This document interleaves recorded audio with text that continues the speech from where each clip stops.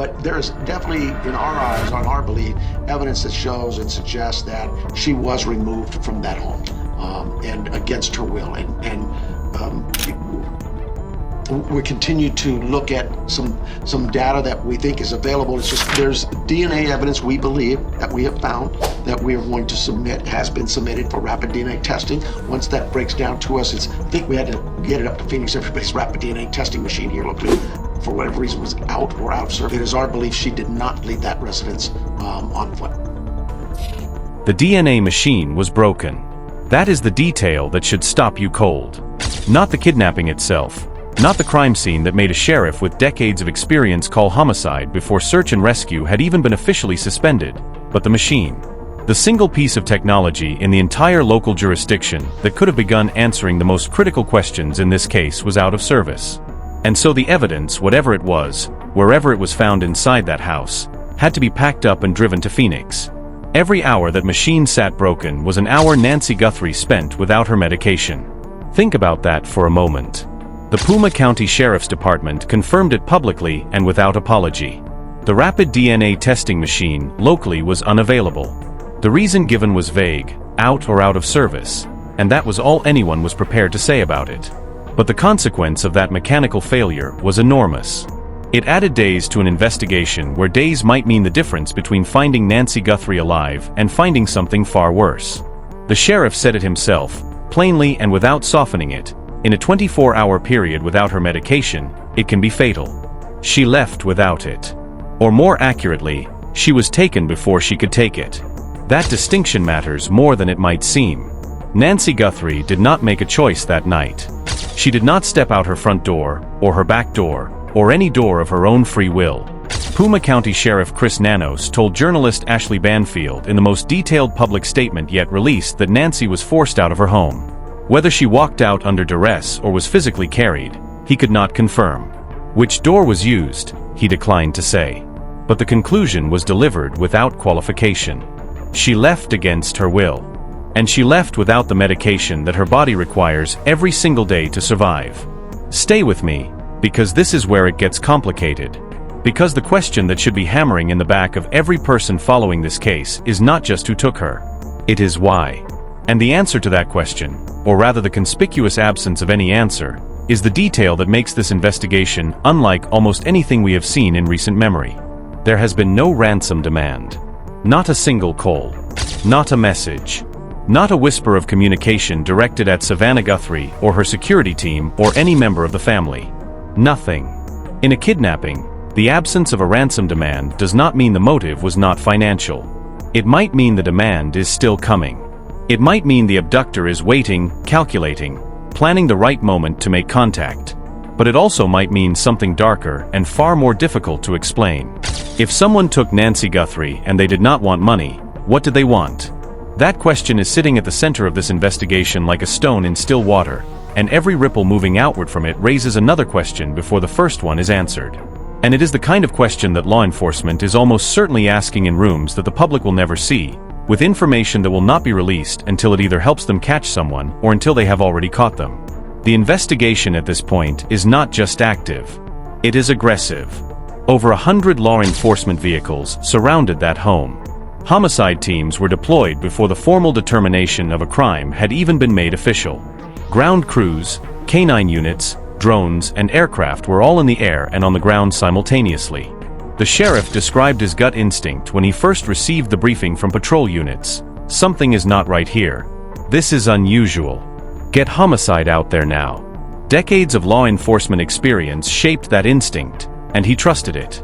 And what investigators found when they arrived, both inside the home and outside it, confirmed in the most unsettling way possible that his instinct was correct. There were things in that house that the sheriff described as concerning enough, unusual enough, and deeply suspicious enough to make the immediate pivot from missing person case to criminal investigation not just logical but necessary. The search and rescue operation, which had been running in parallel, was not scaled back. It was not paused. It was suspended. Permanently. Unless new information provides a reason to restart it. That suspension is not just a procedural note. It is a statement. It is law enforcement telling the world, in the clearest language they are permitted to use, that they do not believe Nancy Guthrie wandered away from home. They believe she was taken. The physical evidence supports that belief in ways that go beyond what the sheriff was willing to say on record. Her cell phone was at the home. Her vehicle was in the garage. She could not walk more than 50 yards without difficulty. Whatever vehicle was used to remove her from that property had to have been close. Very close. Within the length of a driveway or just beyond it. And yet no tire tracks were found. The driveway surface, described as near paved, did not preserve impressions. There was no snow, no mud, no gravel. Nothing that would have captured the evidence of a vehicle that should not have been there.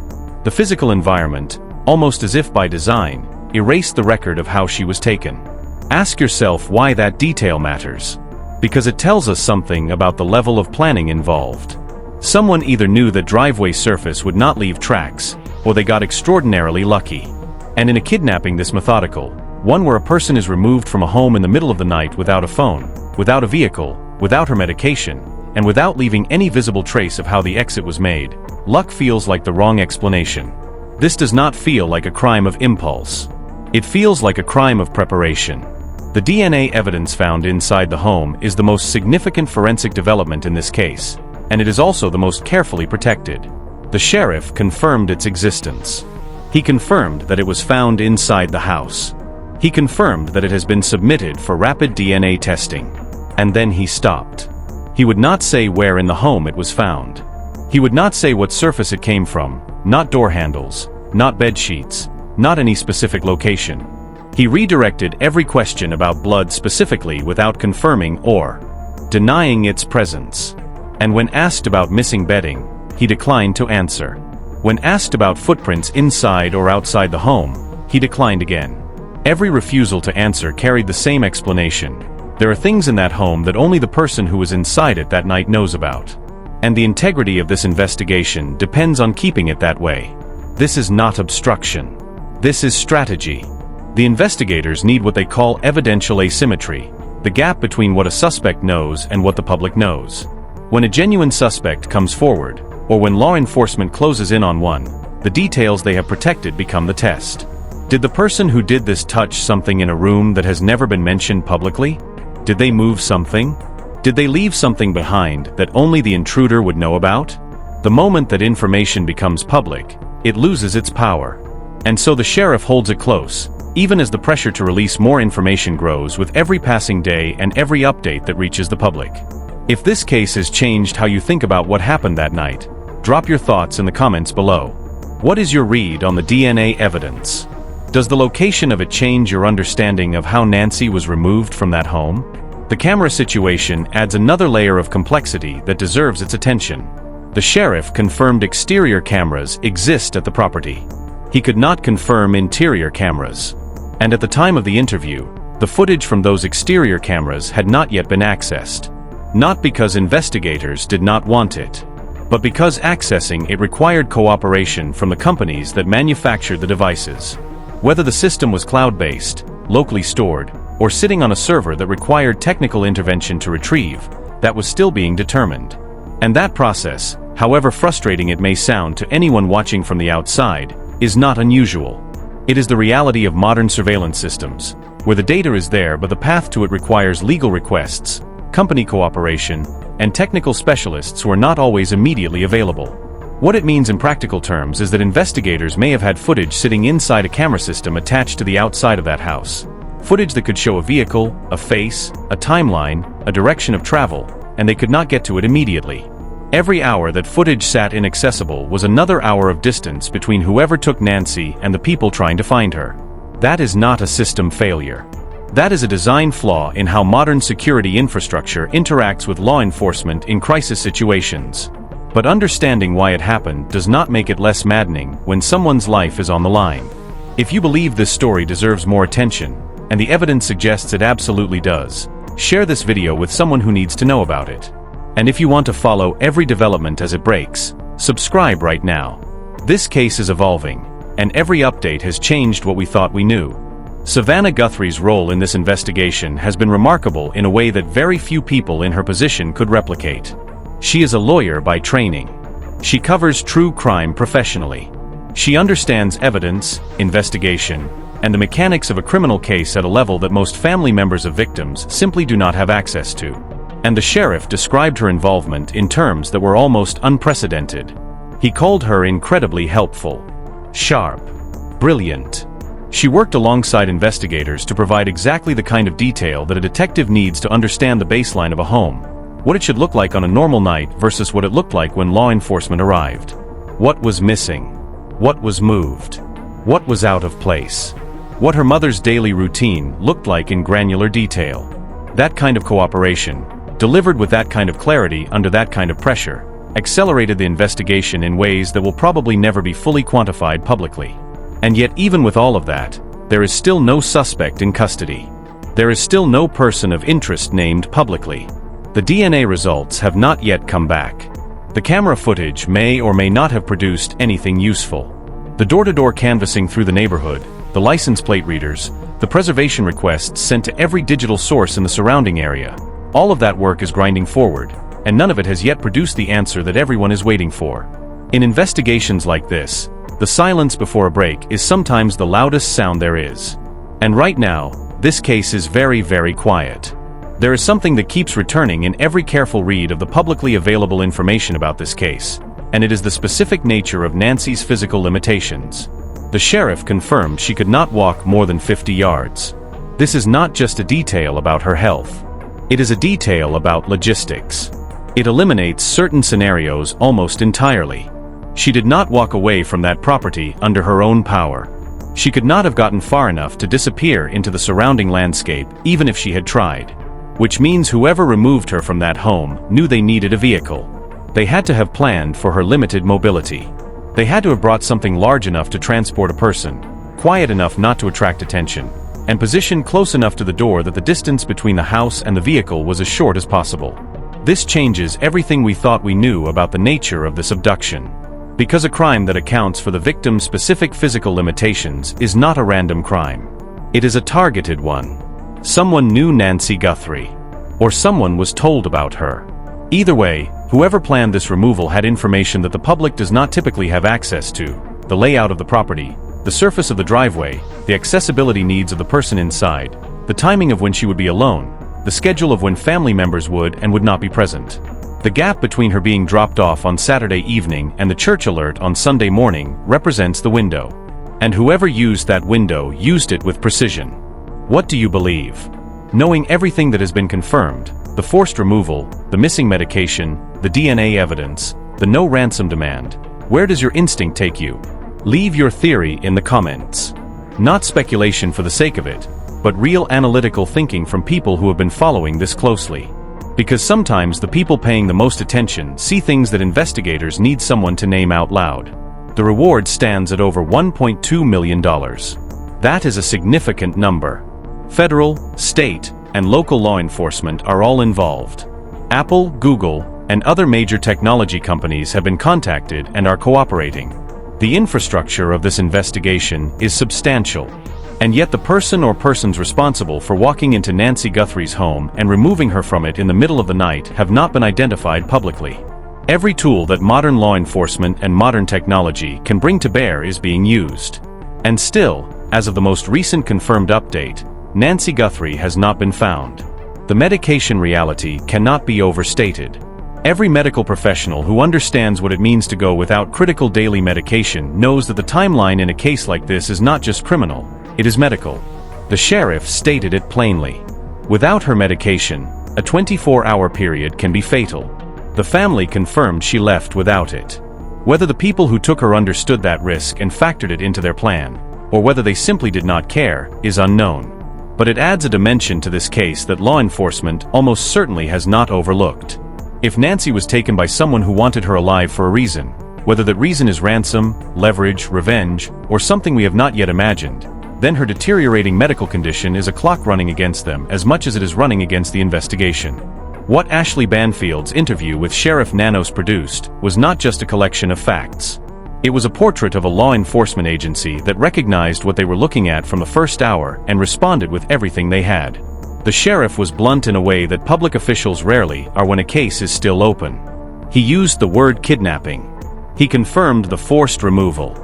He spoke about the DNA evidence with the kind of controlled urgency that tells you he believes it is going to be significant when the results return. He acknowledged the limitations, the broken machine, the camera access delays, the absence of tire tracks, without making excuses for them. And through it all, he projected the kind of quiet, experienced certainty that comes from having seen enough cases to know when something is serious and when it is beyond serious. This is beyond serious.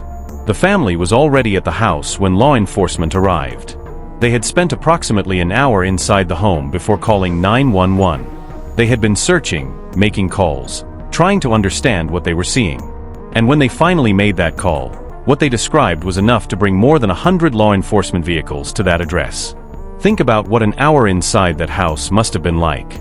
What they saw, what they touched or did not touch, what they said to each other when they realized that whatever had happened inside those walls was not something that could be explained away. And then think about making that call and trying to put into words what you are looking at when there are no words that feel adequate. The investigation continues. The DNA results are pending. The camera footage process is ongoing. The door-to-door canvassing has not produced a public lead. The ransom demand has not come. And Nancy Guthrie is still missing. Every update in this case has fundamentally shifted the picture of what happened that night, and the next update, whether it comes from a DNA match, a camera frame, a license plate, or something no one has yet anticipated, will almost certainly shift it again. Justice in cases like this does not arrive on a schedule. It arrives when enough pieces align, when a single piece of evidence produces a name, when a tip from someone who saw something they did not realize mattered finally reaches the right person. It arrives because people keep paying attention even when the news cycle moves on and the algorithms bury it under something newer and louder. It arrives because somewhere out there, someone knows something. And the more this story reaches people, the more people know her name, know the details of what happened, know that over $1 million is waiting for the person who comes forward with the right information, the closer that moment of arrival becomes. There is a pattern visible in how this investigation has been communicated to the public that deserves to be named clearly. The sheriff has been unusually forthcoming in some areas and deliberately sealed in others. He confirmed the forced removal but would not specify the exit point. He confirmed the DNA evidence but would not describe the location or the nature of what was found. He confirmed exterior cameras but could not confirm footage had been recovered. He confirmed no ransom demand but offered nothing in return to explain the absence of one. This is not contradictory. It is, in fact, the profile of an investigator who knows more than he is saying, who is committed to protecting specific operational details because those details are still live, still useful, still capable of catching someone who thinks they left no trace. The asymmetry between what the sheriff knows and what he revealed is itself a kind of communication. Every blank he left in that interview was intentional. And what fills those blanks, what the evidence actually shows, what the DNA actually came from, where the blood was found and whether the bedding was disturbed in a way that tells a specific story, all of that is sitting inside a sealed investigative file that is almost certainly growing every day as new data comes in from cameras, from databases, from door-to-door canvassing, from the digital footprints left by every device in the vicinity of that property on that Saturday night. Modern investigations of this kind rely heavily on cell tower data. Every phone that was near that property, every device that pinged a tower in the surrounding area during the hours between Nancy's drop-off and the Sunday morning discovery, is potentially a piece of the map. Law enforcement has the legal tools to request that data. They have the technical capacity to analyze it. And they have the motivation. This is a high-profile case with federal agency involvement, massive public attention, and a reward structure that makes cooperation from every level of the technology sector not just likely but almost certain. Apple and Google are already involved, according to the sheriff's statement. The question is not whether data exists. The question is how quickly it can be processed and whether the specific signal they are looking for is distinguishable within the noise of normal nighttime traffic in that area. The geography of this disappearance matters more than it has been discussed publicly. A vehicle had to be present. It had to be positioned close to the home. It had to arrive without triggering whatever exterior camera system exists. And it had to leave without leaving tire impressions. The combination of those four requirements narrows the field of possible scenarios considerably. It requires either intimate knowledge of the property, where the cameras are positioned, what their field of view captures, where the driveway surface begins and ends, or it requires a level of operational reconnaissance in the days or hours before the abduction that itself may have left a trace. Did a vehicle park on that street in the days before? Did someone walk the perimeter of that property at an unusual hour? Did a neighbor notice a car they did not recognize? Any one of those observations, reported through the right channel, could be the thread that unravels everything. The canine units that were deployed to that scene are trained to follow scent trails. And scent trails, unlike tire tracks, are not erased by a paved surface. They exist in the air on the ground, in the compressed grass at the edge of a driveway or the disturbed soil at the margin of a property. What those dogs found or did not find is another detail the sheriff declined to elaborate on. But canine teams are not deployed for symbolic reasons. They are deployed because they produce results that no other investigative tool can replicate. And whatever they found or tracked or indicated in those first critical hours was absorbed into an investigation that has gone very quiet in its specifics while remaining very loud in its stated urgency. Nancy Guthrie was last seen alive on a Saturday evening, getting ready for bed, taking her medication. By Sunday morning she was gone. Her phone was on the table. Her car was in the garage. Her medication was untouched. And DNA evidence found inside her home has been rushed to a laboratory in Phoenix where it will be processed and matched against every database available to federal, state, and local investigators. That result, when it comes, will either confirm what investigators already believe or introduce a variable no one has yet accounted for. Either way, this case will not look the same the moment those results are in hand. If you know anything at all, the Puma County Sheriff's Department can be reached, and the FBI tip line is open. The reward exceeds $1.2 million. That is not a small number. That is life-changing. And whoever took Nancy Guthrie is counting on silence. They are counting on the assumption that no one saw them, no one remembers a vehicle, no one noticed something that felt wrong in the hours before or after that night. They are counting on the world moving on. Do not let them be right. Share this video if you believe this story deserves more eyes. Comment your thoughts and your theories and your questions, because this is a case where public attention is not just a passive thing, it is a resource. Subscribe so you are here when the next development breaks, because in this investigation, every update has changed what we thought we knew. And the next one will too. Nancy Guthrie's name deserves to stay loud. Her case deserves to stay open in the public mind until she is found and until the people responsible for what happened to her face the full weight of what they did. This story is not over. Not even close.